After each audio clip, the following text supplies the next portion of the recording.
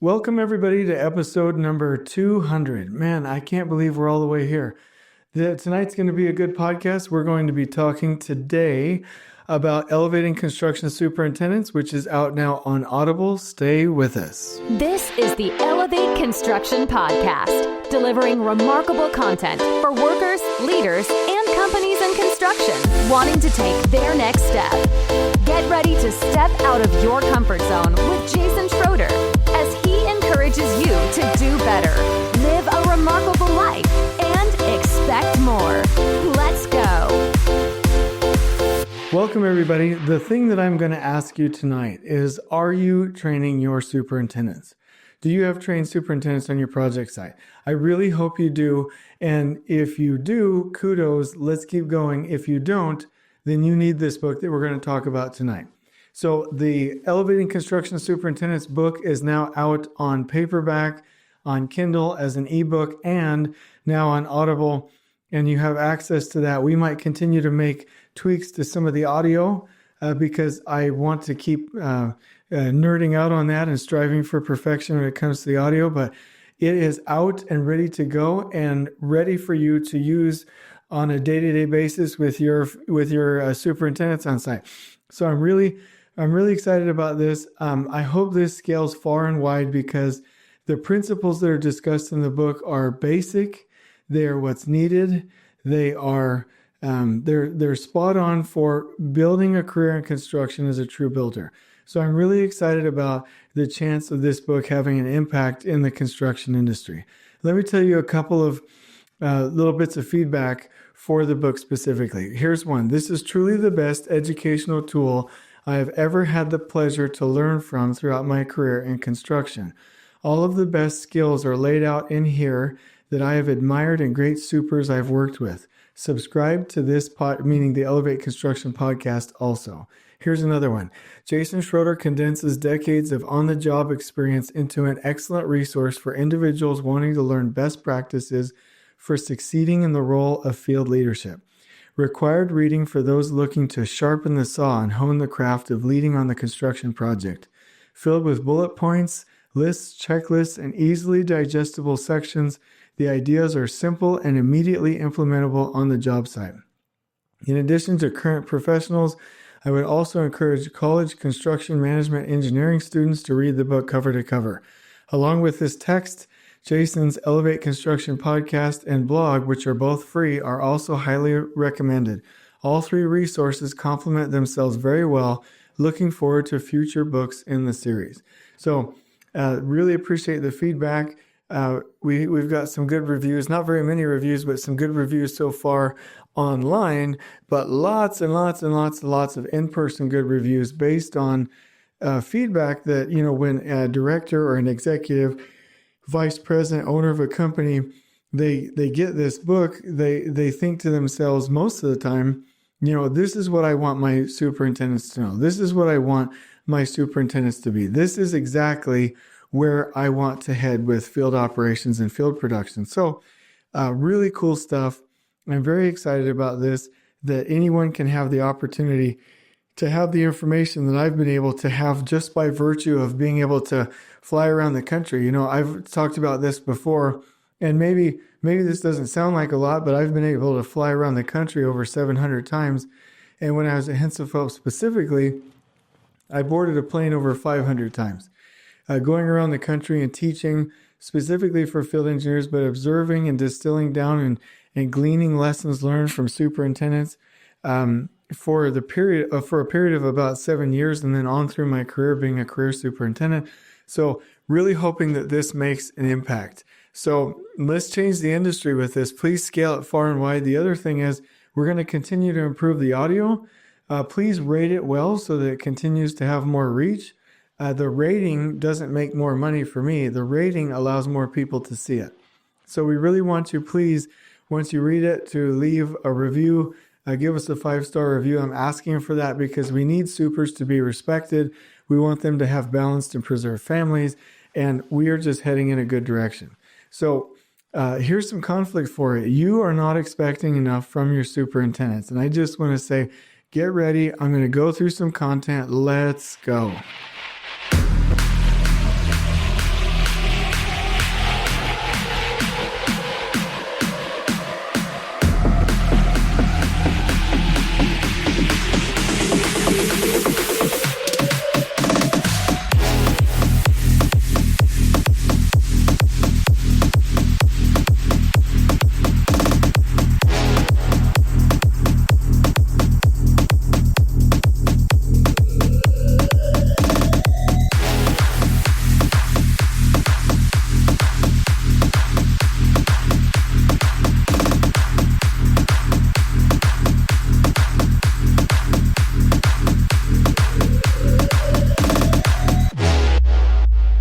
So I'm going to tell you a really quick story about, a kind of a recollection, I guess.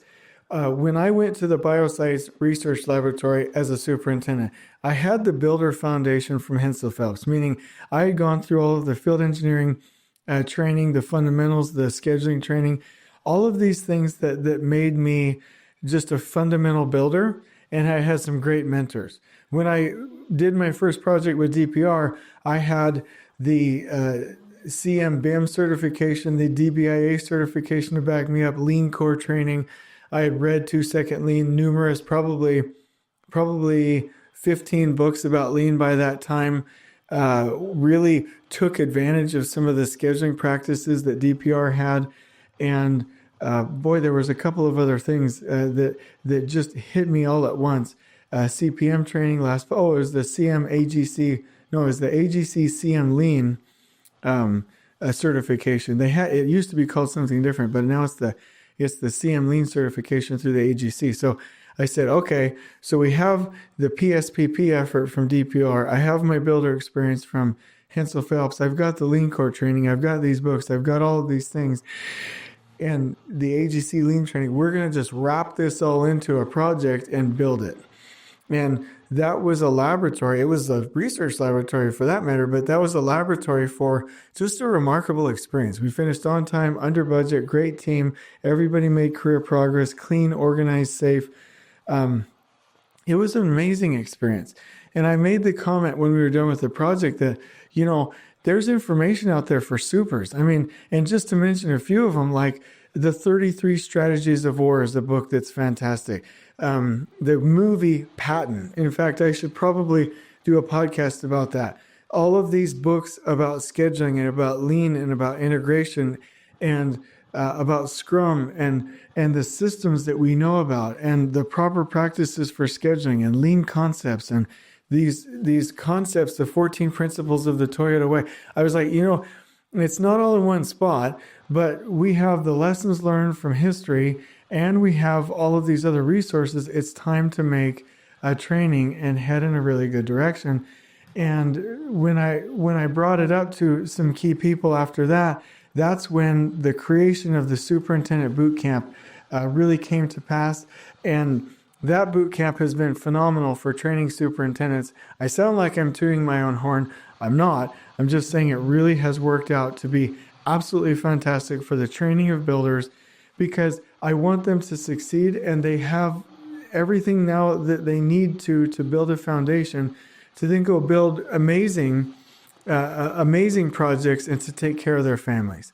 And so the vision of this is that field builders can be more effective, lead better, and live remarkable lives. And so if this book does that, I will consider a huge success and just say, on we go. Let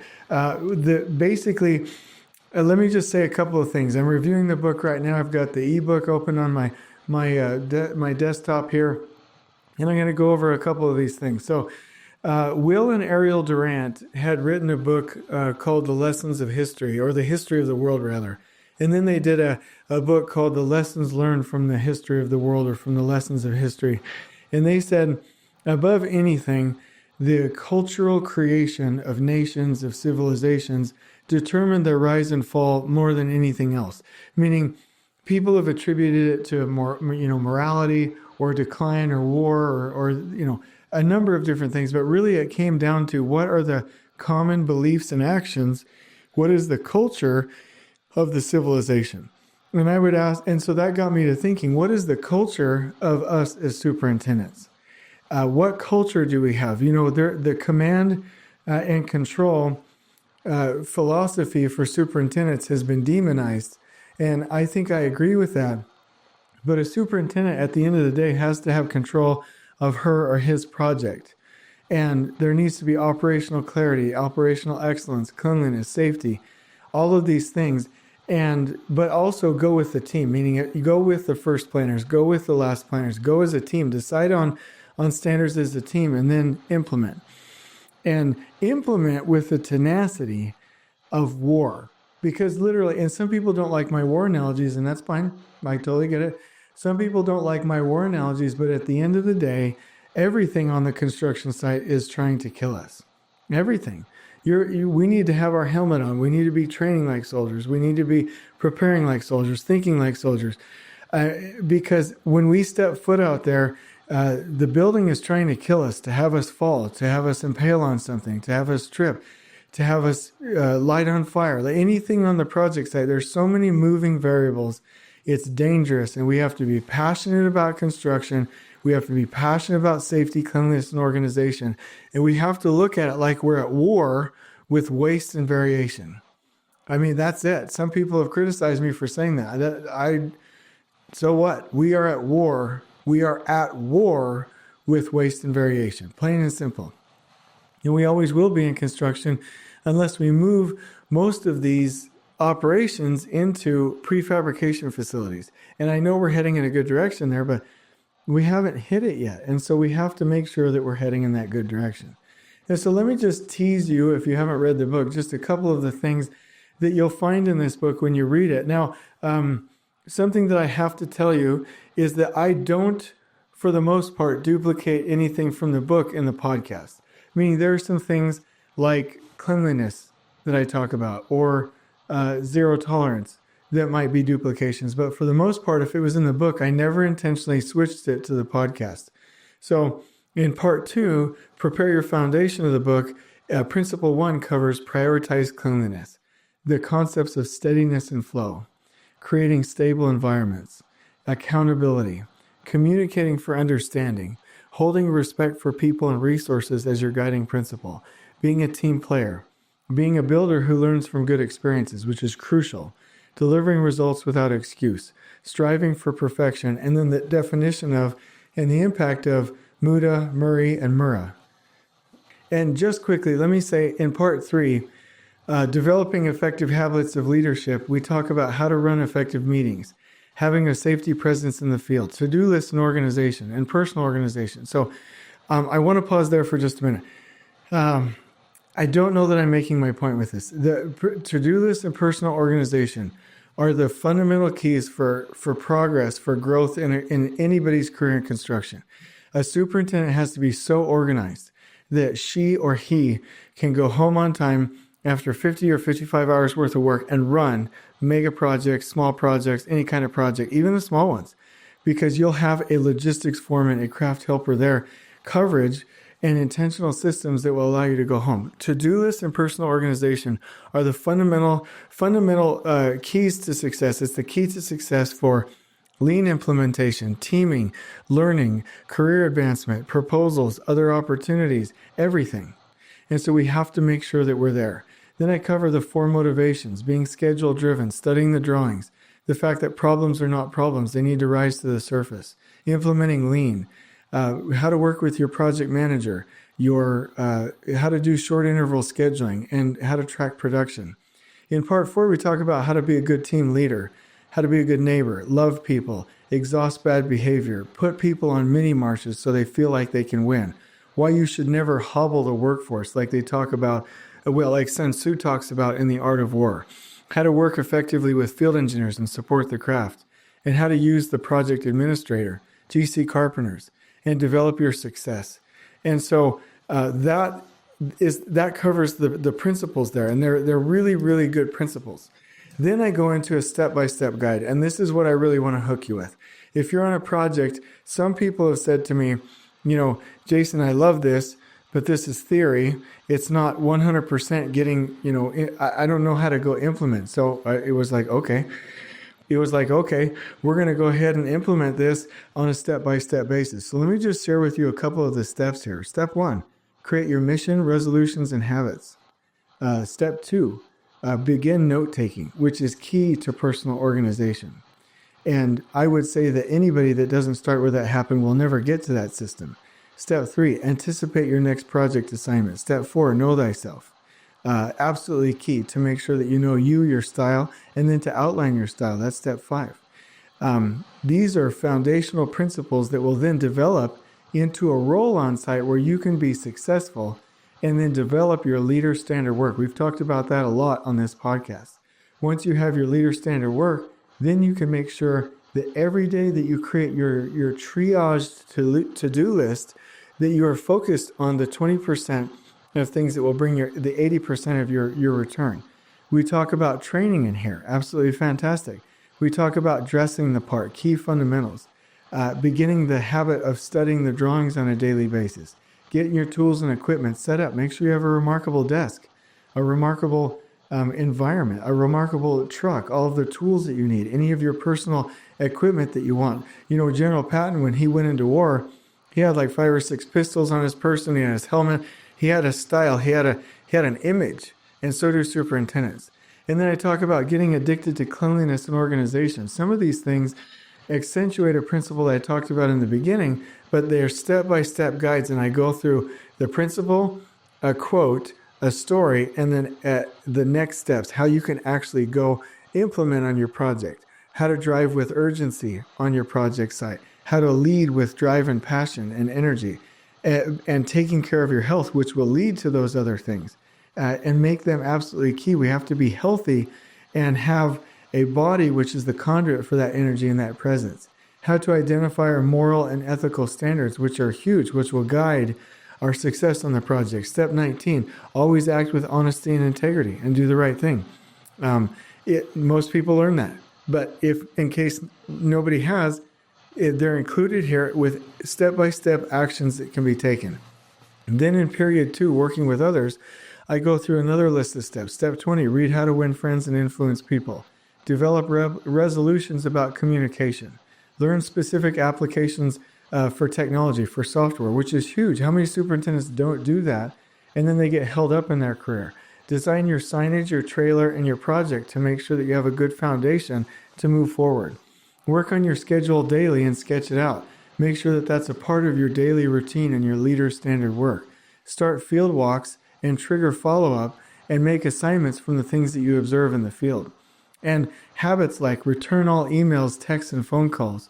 How many superintendents don't do that? And you call their phone and it says, you know, this user, his email box is full and cannot return your message. What do you automatically think? You automatically know that person's not organized. And trust is reduced. And when trust is reduced, then promotions are withheld. Step 27, start going home in the right mental state. Huge, hugely important. Stop working over 55 hours. That's step 28. Keep your head above your dollar sign. This is really good. That's a really good section for people that have a tendency to be too much in the work and need to get out and be a leader and start delegating. Becoming an ideal team player. Focus on foresight and planning is another section. Step 32, provide clarity and alignment on your project site so that everybody knows where the project team is headed. Step 33, harness the energy of the team. That's something that they used to do actually with war strategies. War generals would make sure that they were focused on the energy of their army, stay in tune with that, and that's how they won wars. Also, as a leader, how can you stay out of the box, meaning not get triggered and get upset and get angry and lose your cool? And then we go into period 3. This has been told, some people have told, actually, quite a few people have told me this is their favorite section. Period 3, working in the field. Step 35 is learning the 8 wastes and 5 S. So we go through there and apply it to how it is actually implemented on a job. Step 36, develop your battle perch. This is great builder stuff. Actively practice feedback and accountability with everybody on the project site. Begin delegating. This is huge for beginning superintendents. Start sharing everything transparently. And that is a big step for somebody who wants to be a leader. And then step 40, start holding effective meetings. And actually, I go through here on the planning meeting and the trade partner weekly tactical and the afternoon foreman huddle and then the morning worker huddle on exactly how to do it with an agenda right there and suggestions on how to improve your meetings. And then step 41, begin short interval scheduling, which is key for beginning superintendents even before we get into the more complex scheduling systems. How to manage, create, and maintain your logistics maps. Having a safety presence in the field and how to do that. How to own the QC inspections. Everything for quality control rises and falls with the superintendent. Step 45, line out your foreman and craft support on a daily basis so that they can help you with operational excellence. Step 46, make work fun. This is huge. If I go to a project site where everybody's pissed off and unhappy, I automatically know there's leadership dysfunction. And then step 47, we're almost there. Learn the first and last planner system. And this is just a basic overview to help somebody get started, because there are other fantastic books with that. And also a tax book that I'm publishing pretty soon, which will be twice as good quality as this one. Step 48, press the attack with cleanliness.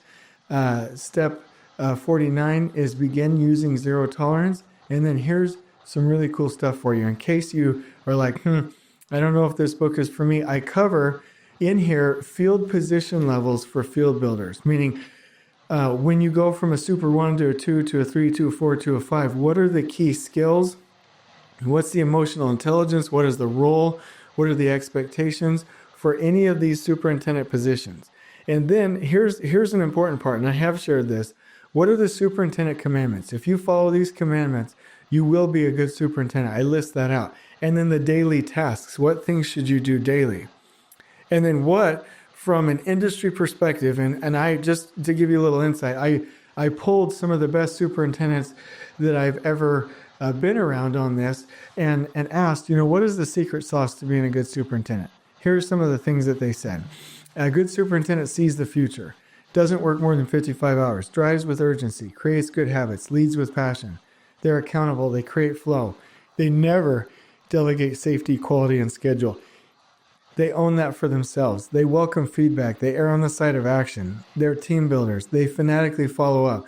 They return phone calls, texts, and emails. I mean, this goes all the way down to, I skipped it there really quickly. Hold on. There's like 32 key principles there that are amazing. And then I've included a project audit for you when it comes to schedule or general operations, safety, or the duties of a superintendent, and then the project expectations. Now, I've spent a lot of time on this, and I'm going to mention this here, and I think I have mentioned this in a previous podcast, but let me give it to you again. Every project should be able to run operationally like this. Everyone knows how to be safe in their task, meaning it's been explained. Everyone knows what they're installing. Let me go back. I skipped that just one more time. Everyone makes improvements daily. Everyone keeps the bathrooms clean. They are good neighbors and they take care of customer needs. Nothing hits the floor. No materials, trash, or other items hit the floor. Just-in-time deliveries and scheduled deliveries. Create correctly sized inventory buffers for all materials and coordinate that daily. All cords off the floor and managed in a remarkable way. Everything on wheels, greenies, or painted pallets. All access ways clear at all times. Organized workspaces. Everything clean and organized. A place for everything and everything in its place. Pull work behind you. Nothing left behind. Clear and sweep your areas and leave a complete area. And so at the end, and these are basic books, but I leave you with some strongly recommended books for the position of superintendent and some other recommended ones. And then I conclude. And here's what I want to read this because I want to have kind of the same closing feelings on this podcast as I convince you to use this book to benefit superintendents. So here we go. In conclusion, I wish I could ask you if you enjoyed this work, but I'm not sure that is the point. My ultimate hope is that it makes you better, entices you to expect more, and pushes you out of your comfort zone. So actually, I hope this has been a little bit difficult and that it has challenged you a bit. Why? Because I care about your future, your family, and your enjoyment in life. And I know that those things only come from putting in the work, being dedicated to learning, and stretching ourselves to new vistas of achievement.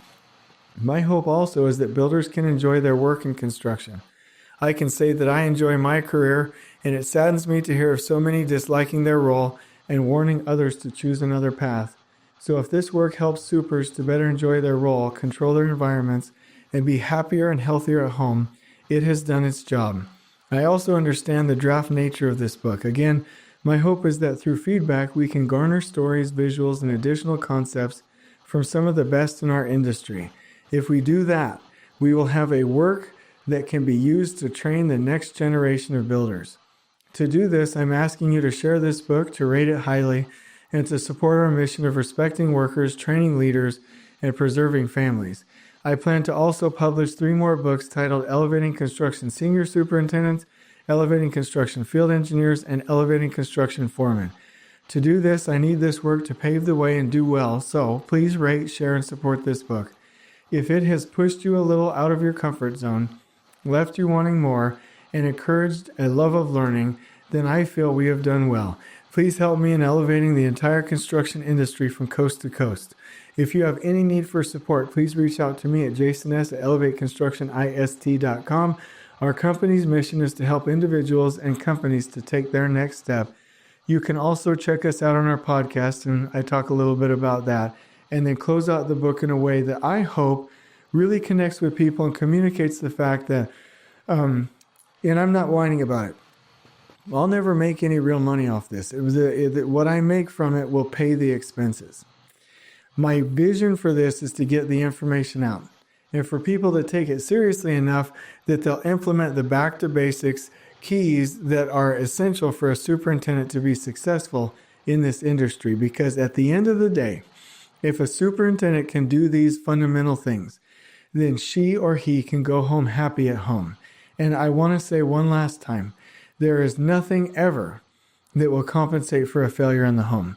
There is nothing that we can take with us. But if we can respect workers and resources and train leaders and preserve families, then we can not only take our families with us into eternity, but we can look back on an experience, on our experiences, on our legacy that we've left throughout construction, knowing that we've left this world a little bit better. You know, at the end of the day, it sounds corny, but when I die, I literally would like somebody to say, not for self-aggrandizement, but I'd like them to say, to confirm that I made progress, that I did what I was supposed to do, I would like them to say, I was better for Jason having been here. I was better for Jason sharing these principles. And I'm going to close with just a little bit of a story that's really near and dear to my heart. I'll attempt to get through this with no emotion here, so I can get my voice where it needs to be on the podcast. So here we go.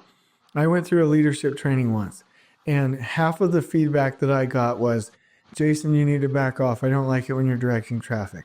The other half was, Jason, you're in the background too much. I need you stepping up. You know how to do this. Tell me what to do. I was so frustrated. And this was one of the hardest leadership trainings that I had ever gone through, and that I probably will ever go through in my entire life. Okay. And it was gut-wrenchingly hard.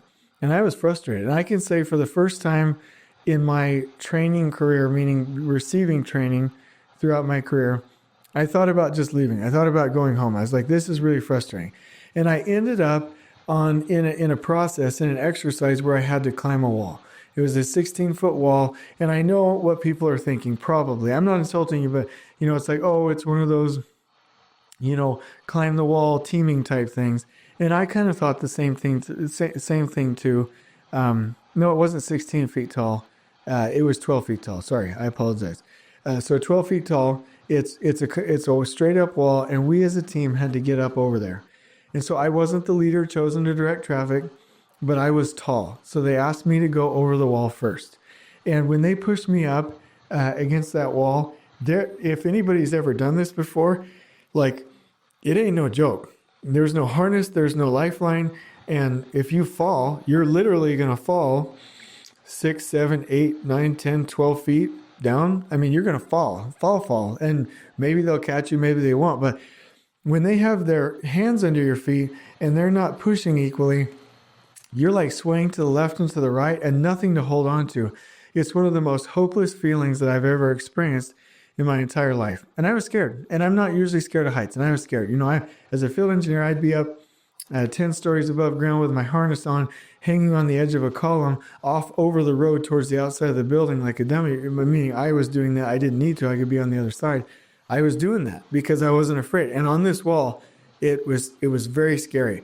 And so they were like, okay, you got this. And I put my hands up, and it's 12 feet tall. So there's the 6 feet that they're pushing me up. Actually, it might have been 14 feet. Whatever it was, their height plus their arms to my feet, to where my bare fingers could touch the top of the wall. I could barely get my index finger over the top.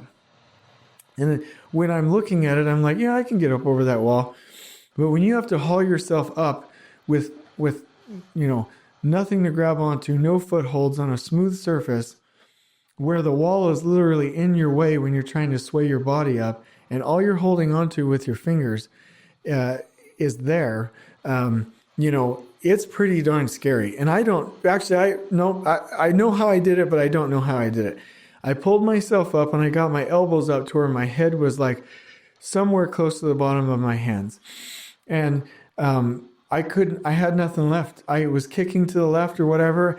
And all of my teammates down below were like, "You got this. We need you. You're our only hope," which was legitimate. I was the only one tall enough. And something welled up inside me. It was like a Lambert the Sheepish Lion moment for me.